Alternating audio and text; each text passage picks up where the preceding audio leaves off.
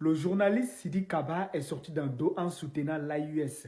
TV5 Monde pensait que s'il l'avait invité, il allait détruire l'AUS. Mais écoutez très bien cette vidéo.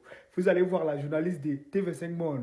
Elle n'est pas contente du tout. Regardez et partagez la vidéo. Aller plus loin, nous sommes avec le journaliste et écrivain Sidi Kaba. Bonsoir. Bonsoir.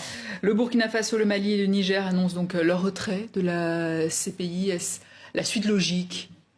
Absolument, on peut dire qu'ils sont cohérents dans leurs décisions puisqu'ils ont depuis longtemps affirmé une démarche souverainiste à travers le retrait de certains nombres d'organisations, dont la francophonie, estimant qu'elles sont dirigées par l'impérialisme et que ce n'est plus compatible avec la vision qu'ils se font aujourd'hui des rapports internationaux. Donc je pense que ces pays sont cohérents et les arguments qu'ils ont avancés pour justifier leurs décisions correspondent un peu à leur choix politique de ces dernières années. Oui, parce que l'AES dit que la CPI est un instrument de répression néocoloniale aux mains de l'impérialisme. Est-ce légitime?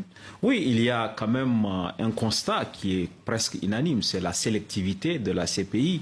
Il y a des parties du monde où les crimes commis ne sont pas enquêtés. Quand on prend l'Afghanistan ou le Proche-Orient, les crimes qui sont commis dans ces parties du monde ne font pas l'objet d'enquête de la CPI. Et des pays qui n'ont pas signé le traité de Rome aussi. Bien sûr, il y a des pays qui n'ont pas signé le traité de Rome. Elle a été fragilisée. Un pays comme les États-Unis a été jusqu'à sanctionner des juges qui ont poursuivi Israël.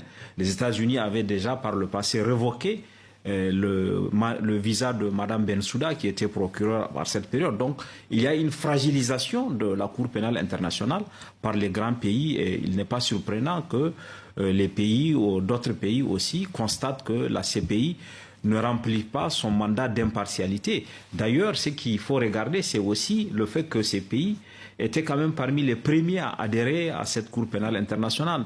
Le Mali de 2000, le Niger en 2002, le Burkina en 2004, et ces pays ont collaboré avec la CPI parce qu'il y a eu quand même des poursuites qui ont abouti. En 2016 déjà, un djihadiste a été poursuivi et condamné. En 2024, un autre djihadiste a été condamné pour la destruction de mausolées. Et il y a aujourd'hui même un mandat d'arrêt contre Iyad Agali, qui est un des chefs rebelles. Donc il y a eu une collaboration avant qu'on arrive à ce constat qui amène ces pays à se retirer. Et certains disent que ces dirigeants redoutent d'être poursuivis. Non, je ne pense pas que ce soit l'argument fondamental, parce qu'il faut dire que même quand on quitte la CPI, si les États, il y a une saisine du Conseil de sécurité, on peut poursuivre. C'est ce qui est arrivé au Soudan sous El-Béchir. Donc je ne suis pas sûr que l'argument principal soit la décision de se soustraire d'une éventuelle poursuite de la CPI, mais cette incohérence aussi